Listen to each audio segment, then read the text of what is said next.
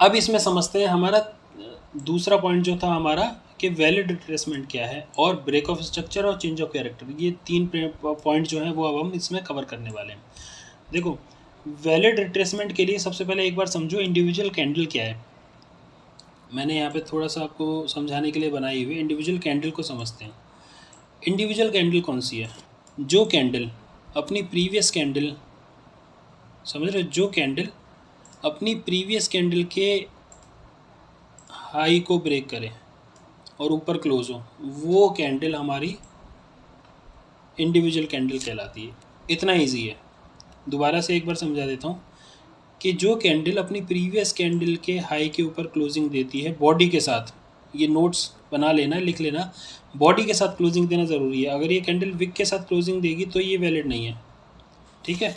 अगर ये candle Wick के साथ क्लोजिंग दे रही है, मान के चलो इसे ऐसे कर देते हैं, ये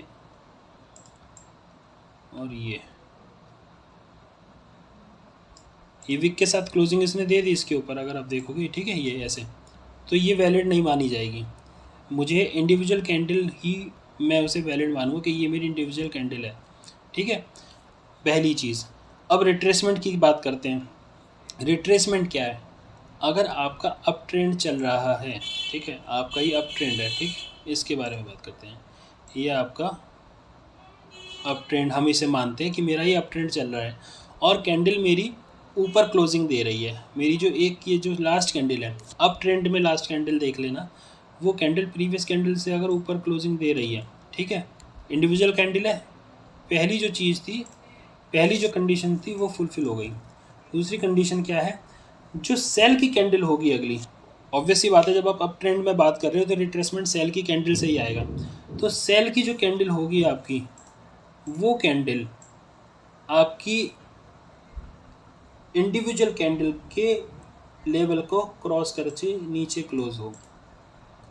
दोबारा से रिपीट कर देता हूँ कि जो आपकी सेल की कैंडल होगी, अगर वो कैंडल बाय की लास्ट कैंडल को से नीचे क्लोजिंग देती है, बाय साइड की लास्ट कैंडल से नीचे क्लोजिंग देती है, यहाँ पे ये नीचे क्लोजिंग दे दी है बॉडी के साथ, तो आप समझो आपका रिट्रेसमेंट फिर ये शुरू हो गया है। ये है वैलिड रिट्रेसमेंट।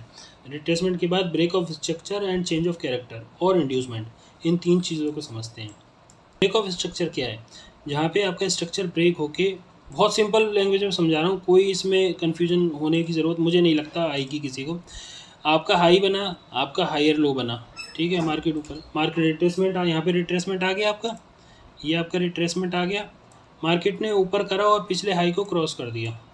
जैसे ही क्रॉस करा मार्केट ने बॉडी के साथ, ये चीज़ ज़रूर मेंशन करना अगर नोट्स बना रहे हो तो, बॉडी के साथ अगर प्रीवियस हाई क्लोज हो रहा है तब मेरा यहाँ पे क्या होगा, तब मेरा यहाँ पे ब्रेक ऑफ स्ट्रक्चर होगा। ये फिर आगे चला जाएगा, अगर आगे मार्केट बॉडी के साथ मेरा प्रीवियस हाई क्लोज करता है और सेम चीज़ आगे कंटिन्यू होगी। डाउन ट्रेंड में भी सेम चलेगा, ठीक है, लो को जैसे ही तोड़ के मार्केट नीचे क्रॉस करेगा बॉडी के साथ, अगर लो ब्रेक होगा तो मेरा यहाँ पे ब्रेक ऑफ स्ट्रक्चर होगा, ठीक है। चेंज ऑफ कैरेक्टर, अब इससे समझो, मार्केट ने high higher high higher low higher high higher low high बना दिया, अब मार्केट दोबारा आया, रिट्रेसमेंट दिया, ठीक है, रिट्रेसमेंट दिया, रिट्रेसमेंट देके इसे ऊपर जाना चाहिए था। अगर ट्रेंड आपको कंटिन्यू मार्केट को करना है तो इसके ऊपर आपको क्लोजिंग देनी है, सिंपल एज दैट, यहाँ क्लोजिंग देनी है। पर मार्केट ने क्लोजिंग कहाँ दी? मार्केट ने क्लोजिंग ऊपर की जगह नीचे मार्केट आई और यहाँ से एक और उसने नीचे लो लगा दिया। तो आपका चेंज ऑफ कैरेक्टर कहाँ हुआ? आपका चेंज ऑफ कैरेक्टर बनेगा यहाँ पे, ये आपका चेंज ऑफ कैरेक्टर पॉइंट होगा। इस लो से जैसे ही मार्केट नीचे जाएगा बॉडी के साथ क्लोज करेगा इस कैंडल पे, यहाँ पे एक कैंडल मान के चलो मार्केट अगर बना देता है, ये कैंडल मार्केट ने बना दिया, कलर चेंज कर देते हैं इसका, तो यहाँ आपका चेंज ऑफ कैरेक्टर माना जाएगा, ठीक है। ये आप इतना समझ लो, break of structure, change of character, दो चीज़ मैंने आपको बता दी है और कुछ नहीं है, इतना ही सिंपल है। बस एक बार रिवीजन कर लो, चार्ट्स को समझ लो, चार्ट पे प्रैक्टिस कर लो, डेली के कम से कम 20 से 25 चार्ट आप एक बार देखा करो। इंड्यूसमेंट क्या है? इंड्यूसमेंट हो गई हमारी ट्रैप करना, मार्केट जब आपको ट्रैप करता है, ठीक है। तो कैसे ट्रैप करता है वो समझते हैं कि मार्केट जब अपने प्रीवियस लो को तोड़ के एक नया हाई बनाए अप ट्रेंड में, मार्केट अप ट्रेंड में है, मार्केट नीचे आया, ठीक है, ये लो बना, कंफर्म लो नहीं है लेकिन स्विंग लो है, ठीक है, उसको मार्केट ने ब्रेक कर दिया नीचे, ये हो गया आईडीएम इंड्यूसमेंट। यहाँ पे जितने भी मार्केट ने बायर्स थे ना उन और सेलर्स, ये सबको यहाँ पे निकाल दिया, ये बायर्स और ये अब ये सेलर्स, पहले ये बायर्स थे इतने, ये बायर हैं, और उसके बाद जो बने ये आपके सेलर्स, ये जो आगे यहाँ पे जो सेल में घुसे, जिन्होंने सेल साइड में ट्रेड प्लान किया, उन दोनों को मार्केट ने निकाल के दोबारा से ट्रेंड को कंटिन्यू करा, तो ये हमारा आईडीएम कहा जाएगा, ठीक है, एज सिंपल एज दैट, इतना ईजी है।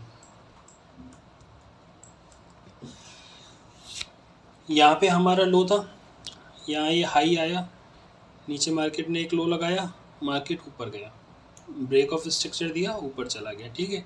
आपको क्या करना है, आपको ये मार्क कर लेना है, ठीक है। मार्केट अब नीचे आ रहा है, आने दो नीचे, कोई बात नहीं, आपको कुछ नहीं करना है। देखो नीचे का आपने यहाँ पे एक लो, ये आपका कंफर्म लो था, मैं यहाँ पे लिख देता हूँ, ये आपका कंफर्म लो है, आपको पता है, ठीक है।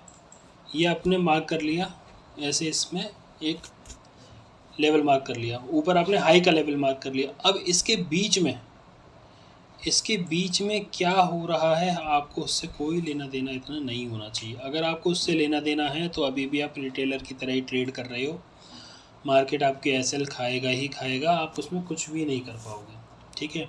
अगर आप अभी भी इसी उसमें लगे हुए हो कि अब नीचे जा रहा है, अब ऊपर जा रहा है, अरे भाई मेरा मार्केट ने यहाँ कन्फर्म लो दे दिया ना, मुझे मार्केट ने ऊपर हाई दे दिया, तो मुझे इससे लेना देना ही नहीं है। मुझे कब लेना देना है, मैं कब एक्टिव होऊंगा, जब मार्केट मेरे लेवल पे रिएक्ट करेगा, ख़त्म, इतना सिंपल है ये।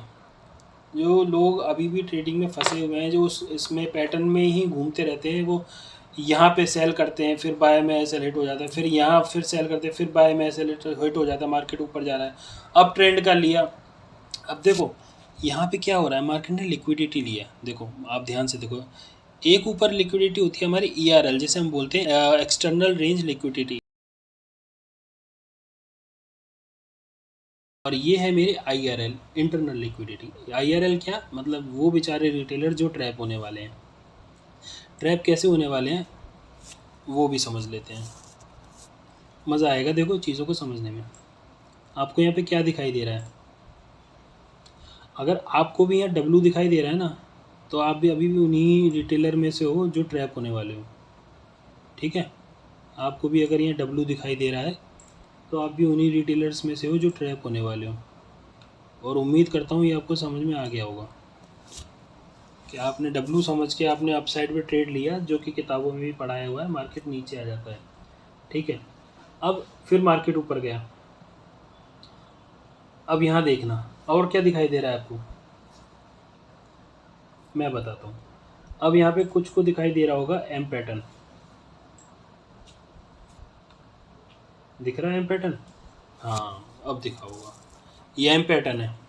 एम पैटर्न क्यों है ये, क्योंकि बताया गया है भाई W से ऊपर जाएगा, M से नीचे आएगा। अब क्या हो गया, नीचे की जगह मार्केट ने ऊपर चला गया, मार्केट ऊपर क्या करने गया है भाई, मार्केट ऊपर गया है, उसे पता है उसका एक जो POI पीछे छूट गया था, मार्केट उसे लेने गया है, वो और कुछ नहीं करने गया है। ये तो आप लोग हो जो हाई और लो के बीच में घुसे चले जा रहे हो कि मैं यहाँ भी ट्रेड देखूँ, मैं वहाँ भी ट्रेड देखूँ।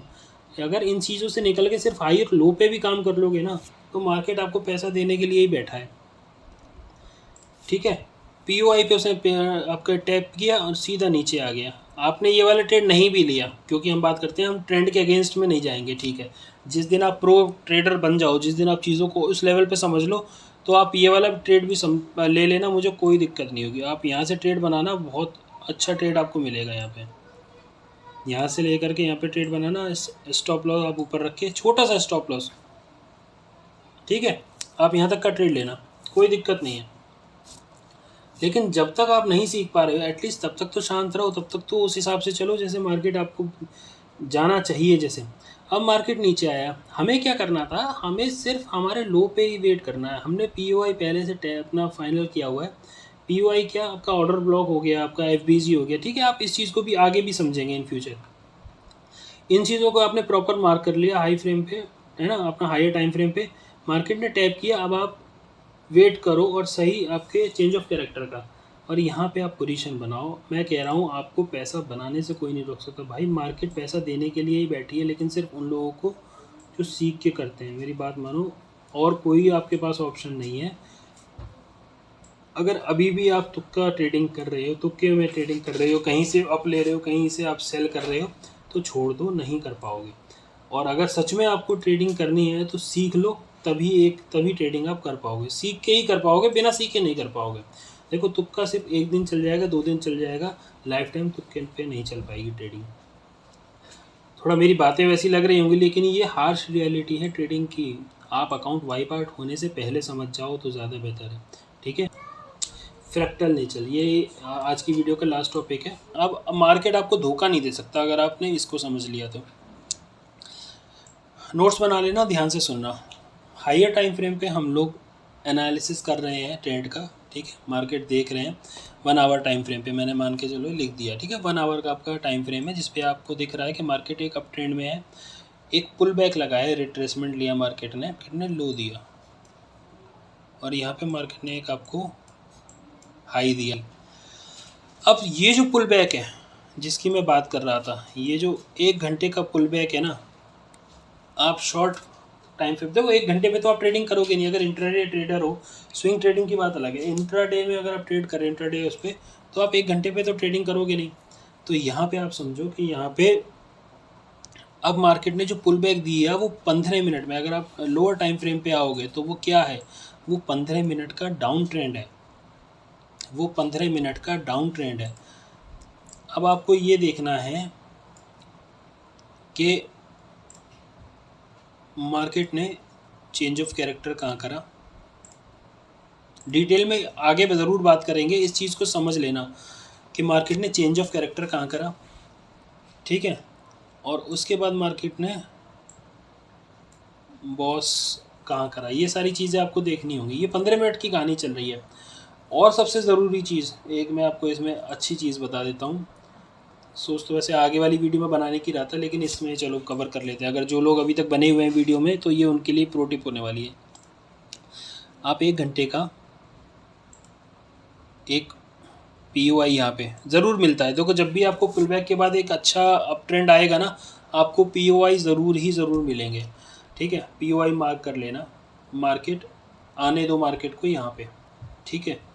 यहाँ पे भी लेना है ट्रेड, वो बताएंगे कैसे करना है, लेकिन यहाँ पे मार्केट को आने दो।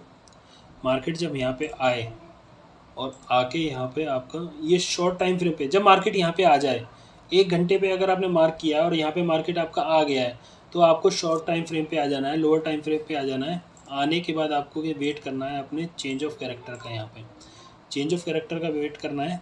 और एक चीज़ और बताऊँ, जल्दीबाजी मत करना, क्योंकि जितने भी रिटेलर होंगे ना वो सब यहाँ पे घुसेंगे। ये सब यहाँ पे जाएंगे, जितने भी रिटेलर होंगे, ये जितने भी रिटेलर होंगे ना, ये सब यहाँ पे जाएंगे। आपको वो जल्दीबाजी नहीं करनी है, आपको वेट करना है मार्केट के एक पुल बैक का। मार्केट क्या करेगा, मार्केट चौक करा, ठीक है। चौक के बाद इंड्यूसमेंट भी तो करना है ना भाई, ठीक है। फिर नीचे आया, फिर ऊपर गया, फिर नीचे आया। अब यहाँ पे आपको इस लेग का एक पीओआई फाइंड करना है, और यहाँ से आपको ब्रदर ट्रेड करना है प्रॉपर, और आपको ट्रेड में सफल होने से कोई नहीं रोक सकता। मेरी बात लिख के रख लेना।